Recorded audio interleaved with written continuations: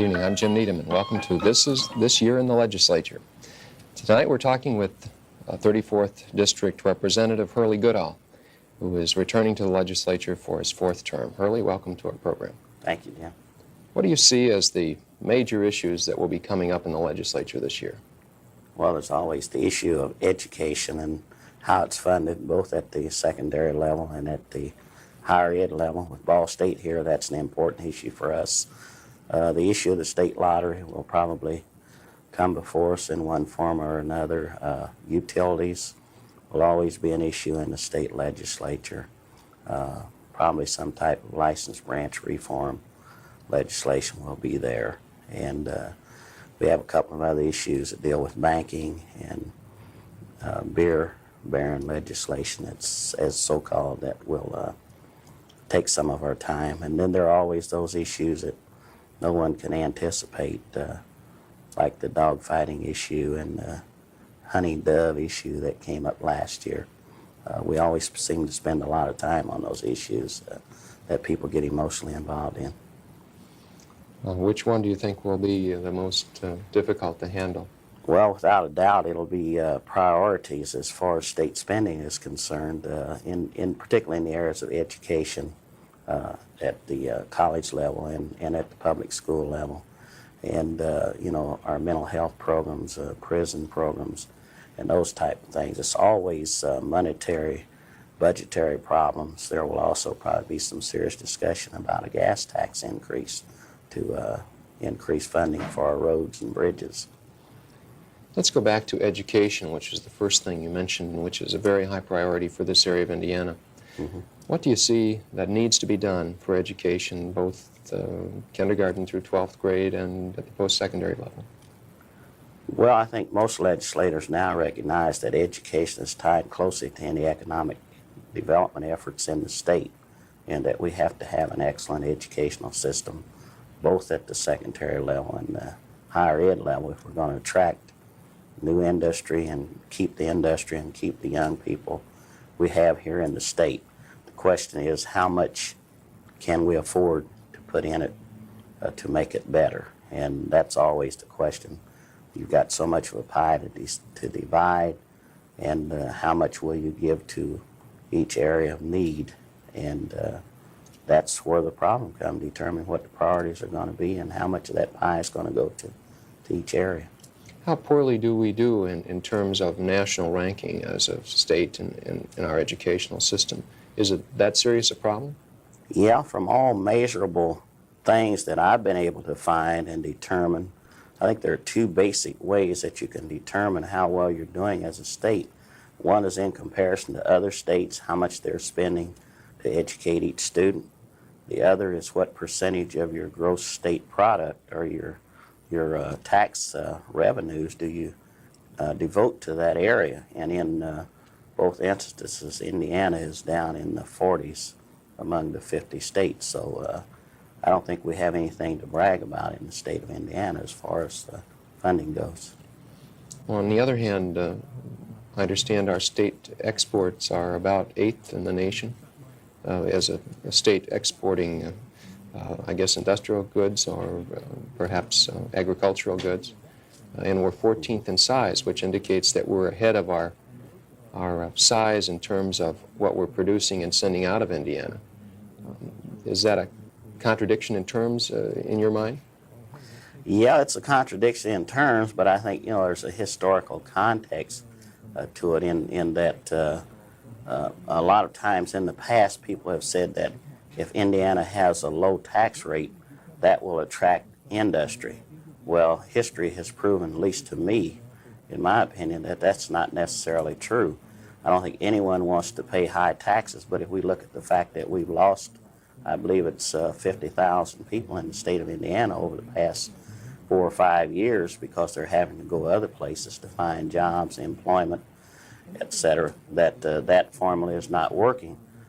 When new industry, particularly the high-tech type industry, comes into a state, they're looking for an educated populace that can fill the needs and demands that they have. And right now, Indiana is not fulfilling that requirement, and that's one of the reasons we aren't attracting as many of those industries as we could or should, and it's also one of the reasons people are leaving. What kinds of programs or changes need to be made in the educational system to beef it up, in your view? Well, it's obvious the most serious problem is getting teacher salaries to the point where we attract the brightest and best of our young people who are coming out of colleges, coming out of high school, and making college career choices. Right now, a youngster is faced with the fact that if he goes into engineering or accounting or computer science or in the more advanced areas as compared to going into a public school system to teach, where the starting salary is probably $13,000 to $14,000 a year, as opposed to anywhere from $19,000 to $30,000 in these other fields. And I don't think it takes any genius to figure out that our brightest youngsters, when they make those career choices, teaching is not going to be their first option. Are we losing our best young people to other states? From all indications, we are, yes. What can we do about that? Well, the only thing I can say is that we have to renew our commitment, and as painful as it is, we have to put more money in and try to get particularly the starting salaries for our teachers up. And at the same time, in higher ed, we have to start looking at our salary structure so that we can attract the qualified and top teachers to come into our state to teach our young people. We just left a meeting with the Ball State president and some of his administrative people, and they informed us that Ball State University, for instance, is at the bottom in the Mid-America Conference as far as salaries for its faculty, and that's a comparative group of institutions in surrounding states that are similar in size to Ball State and similar in what they do as universities. Do you think the legislature as a whole, both the Senate and the House, is attuned to the crying need for increases in education for higher education teachers? Or are they just hearing that and really tuned into some other priorities? Well, I think at first there was a feeling that, money really wasn't a problem in education, and that there was a lot of waste going on, and there may be some of that. I don't know, but I think finally people have realized that education is a very important part of economic development. And now the business community has become very concerned with the type of products that our schools and universities are turning out, and retaining these people and having an educated populace to attract new industry. So I think there is a new support and commitment for public education. The question is, how will that translate into funding? And we don't know until we get through. As a legislator, what kind of contact do you get from business telling you to support education? What do they say to you? Well, we get quite a bit of contact. Every day we're attending meetings either put on by business groups or educational groups, farm groups, or whatever. And, the message is basically the same, that something has to be done. And they understand that it's going to cost additional funds to get that done. As I said, the question is, how much are we willing to commit? How much more? And that's always the question, how much? That's a good question. How much do we have? Well, when we started out, we had quite a bit. The last figures I heard is down to about $300 million that we will have. And that sounds like a lot of money, and that is a lot of money. But if you look at the demands of just, say, the public school system, that would take almost entirely that amount just for that one particular thing. We still have our state universities to be concerned with, our mental health institutions, our prison system. Those things are primary responsibility of state government. Plus we have a myriad of other issues such as our welfare system, our Medicaid system for our older citizens, and a lot of other responsibilities that state government has. So we're talking about a relatively small pie compared to the needs that exist. That's a difficult job, isn't it? It is. Let's go on to another area of interest besides education, a second one that you mentioned, and that was public utilities and the rates and perhaps this Public Service Commission. Are there any changes there that you would make, and if so, what are they? Yes, there. Supposedly, the governor set up a task force that was to make some recommendations to him as to what should be done. There are a couple of immediate, urgent problems. One of them is the Marble Hill situation in southern Indiana, where a nuclear plant was abandoned after $2.5 billion, something like that, had been expended. The question is, who's going to pick up that cost? Who is going to pick it up? Are we going to pick it up as consumers? Well, that's going to be one of the things that's decided. I know it's a serious problem because anything that we do could possibly affect utility users in other parts of the state. It's my understanding that if the company did go bankrupt, that would affect the bond interests for other utilities that had building needs and all.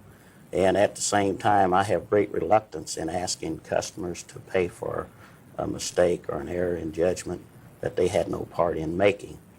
In any other industrial or business enterprise, the people who own that enterprise get the profits, they make the decisions, and they suffer the consequences or the benefits of that decision. In this particular case, the utility management made a decision some 10 years ago to build a nuclear plant, and based on more need for power, the need has not developed. The opposition to the nuclear plant has become so great that they've had to abandon that plant. The question is, should the consumers who will never get any use out of that plant be asked to pay that $2.5 billion? And I think the precedent that is set is important to us here in this area, even though we're in the I&M area, and we're not faced with that. I think the precedent is set that the customer will pick up any mistake or error that a utility management makes is a dangerous precedent for us to set in this state. What about the role that the Public Service Commission plays? What I've observed in the last couple of years, at least, is that utility rates have gone up. And what I read in the papers just this week was that Indiana utilities pay some of the highest returns to stockholders of any utilities in the country. Are those allegations true? Yes, as far as I've been able to determine, that is true. I think Indiana has the second highest utility profit return in the United States. And there have been accusations by people that we have one of the friendliest PSC commissions to utilities in the country. And there's a lot of mistrust, and it does seem that any time the utilities go to the Public Service Commission, they come out with a huge increase. There are very few cases that anyone can recall where they were turned down or actually asked to reduce their rates. And this has created a lot of problems. There's a lot of talk about electing the Public Service Commission. There were some changes a couple of years ago to add a couple of new members, went from 3 to 5 members to give a little more geographical balance. Some people from the northern part of the state, people from the southern part of the state were put on the commission. Who puts those on the commission? The governor. Those appointments are made by the governor. He determines who the chairman of that commission will be, and also the makeup. Is it bipartisan? Yes, it has to be bipartisan, 3 of one party and 2 of the other.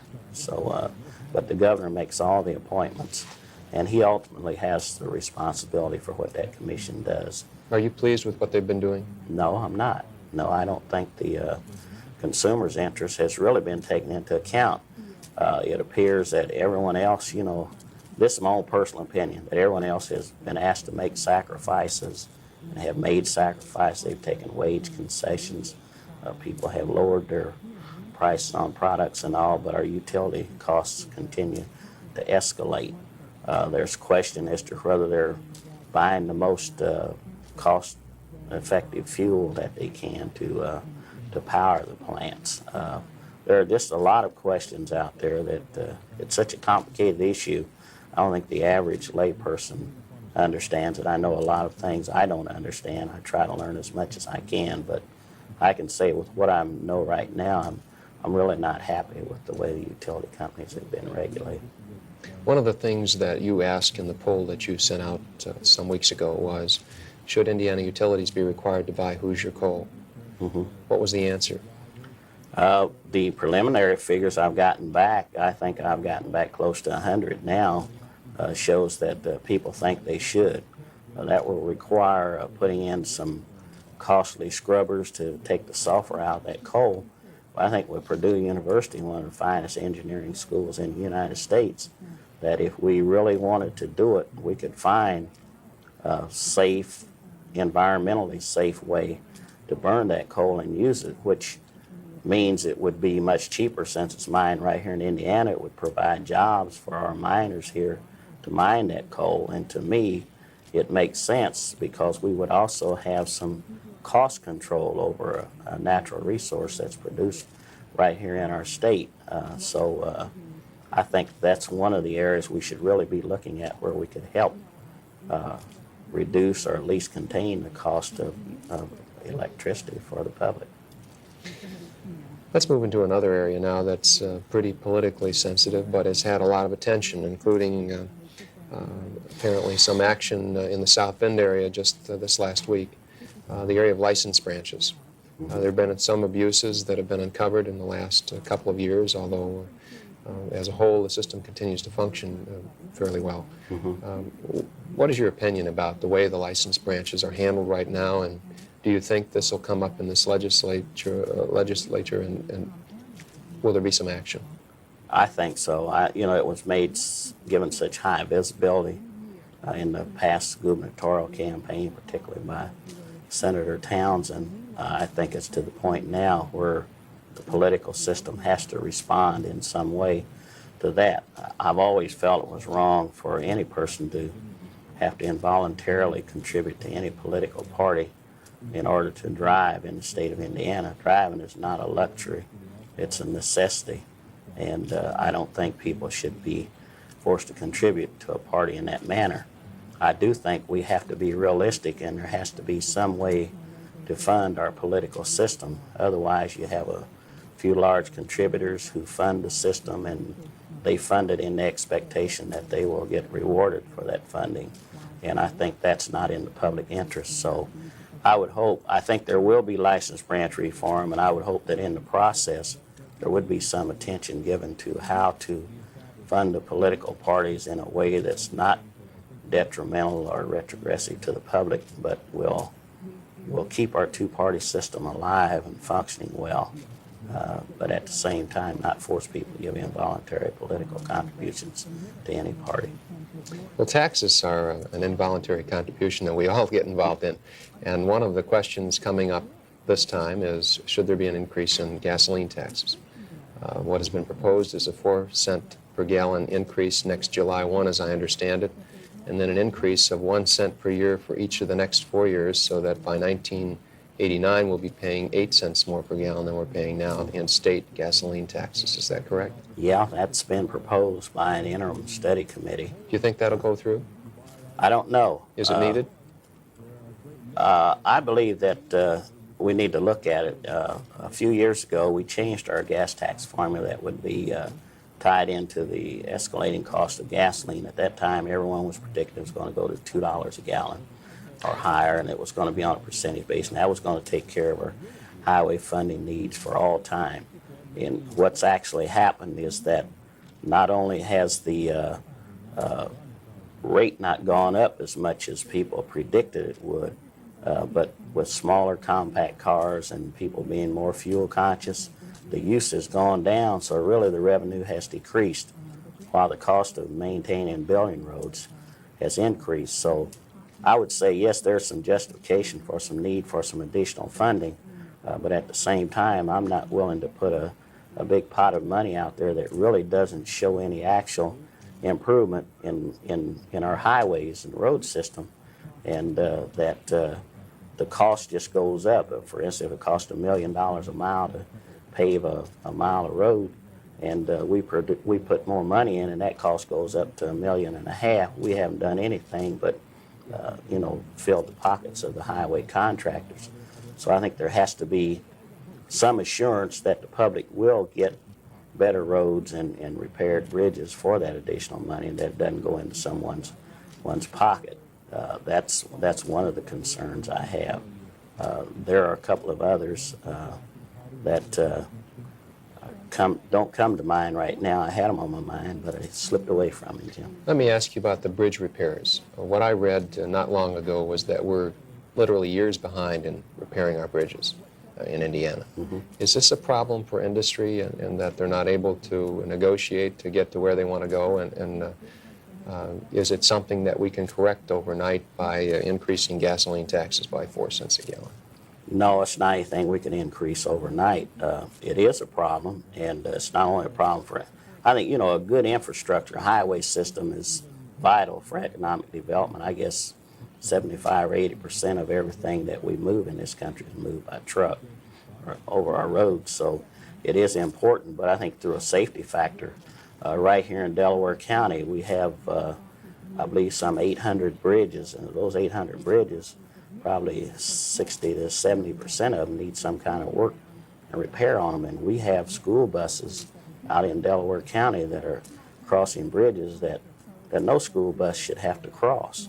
And I think that's something people have to give serious consideration to, because if one of those bridges were to collapse and several youngsters lost their lives, I don't think you can measure that in dollars and cents. So it's a serious problem. It won't be resolved in the next year or two. I don't care what we do, but I think it's something we need to have a long-range plan on and set about doing it in a systematic way so that by the year 2000, say, we would have safe bridges all over Delaware County and the state of Indiana. And be appreciated by everyone. Absolutely. Let me ask you about the lottery. That's come up again and again and again, and I don't know what your position is, but I'd like you to share it. What is that? Well, the lottery is one of those issues, I think, that comes along, and at some point in time, I think it's proper for the people in the state of Indiana to make the determination as to whether they want our Constitution changed to make that possible. And that's a long process, and I think people should understand that what we're talking about at the present time is a referendum to make a decision as to whether we want that constitutional change made. And the process to do that is that you have to have that pass through one session of the General Assembly, and there must be an election, and then it must pass again. And after that, in the next election, it will go on the ballot for the public to make that determination. And if they say, yes, we want the Constitution changed, then that change will be made. And at the following session of the General Assembly is when legislation would be enacted that would make a determination as to what it would be, whether it would be a lottery, whether bingo would be legalized, whether it would be pari-mutuel horse racing, or what it would be. But right now we're just talking about taking the prohibition out of our state constitution that was put in it back in the 1800s that said no form of gambling would be allowed, because each time it's gone through the General Assembly in the past, the courts have found it to be unconstitutional because of that constitutional prohibition. So we're talking about a 5-year process just to get to the point where we're ready to enact any kind of legislation that would make it happen. And it's your feeling it should go to the people? Yes, I feel that the question has become one of such widespread interest that it's time to let the people make the decision. There's another question up that is going to affect everyone, I guess, and that's the beer baron bill. I don't understand it. Could you explain it, and could you tell us why you think it is good or bad? Well, that's one I have made up my mind. It'll probably be one of the most controversial issues, and I don't know why. I don't get the picture that most people drink beer, but it seems they do when that comes before us. The crux of the issue is that in the beer industry, because it's a controlled substance, that the government regulates who has the license and who can distribute it and how they can distribute it. That has created a situation where in Delaware County, I'd say 5-6 years ago, we had 3 or 4 beer distributors. At the present time, we have none. And what created that problem is that, as I understand it, large wholesalers from outside Delaware County began bringing beer here in truckloads and underselling our local wholesalers, and that forced them out of business. What the beer wholesalers and others are saying now is that if this process is allowed to continue, eventually we will have 3 or 4 beer wholesalers in the whole state of Indiana. And at that point in time, the price will go up and everyone will pay more. The reverse of that is that if we set up exclusive territories to say that certain beer distributors will be allowed to distribute beer in Delaware County and no others, that person will have a monopoly and they in turn will increase the price of beer. It's my opinion that whichever way we go, the cost of beer is going to go up. It doesn't matter whether it's 3 or 4 statewide or 1 or 2 in Delaware County. The cost is going to go up. The question is what kind of system will produce the least cost and afford the most competition under a very restrictive system. And I haven't made up my mind on that yet. I don't know what I'll do. We have another question on territoriality. This has to do with banks and whether they ought to have the right to open branches across state lines. Mm-hmm. What do you think, and what do your constituents tell you? Well, in the past, I've always voted against that legislation. The reason I voted against it is that under the legislation that has been proposed in the past, theoretically, it would be possible for 6 banks to control all the banking in the state of Indiana. My fear in the past has been that all of the money saved by Muncie and Delaware County residents could possibly be deposited in a bank controlled in Indianapolis. And if they had $1 million to loan for a new industry, and Indianapolis was trying to get an industry and Delaware County was trying to get one, they only had $1 million to distribute, that people in Indianapolis would make that decision, and I'm sure they wouldn't make it in the best interest of people in Delaware County. Now, the banks here in Delaware County make those decisions as to where that money will be loaned.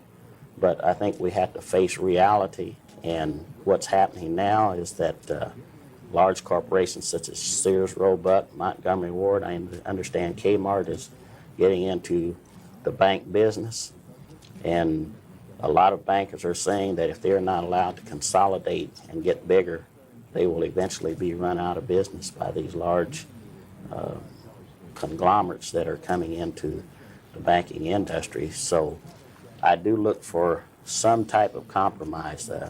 Here in Muncie, in Delaware County, for instance, I think we have 4 different banks, and I think 2 of them were for it and 2 were against it. So anything we did as legislative, we were going to make 50% of the bankers angry. I think some of that has been overcome. It's my understanding that a group called the independent bankers and the larger banks have reached some type of compromise, and hopefully they can get it in some legislation that we can all support.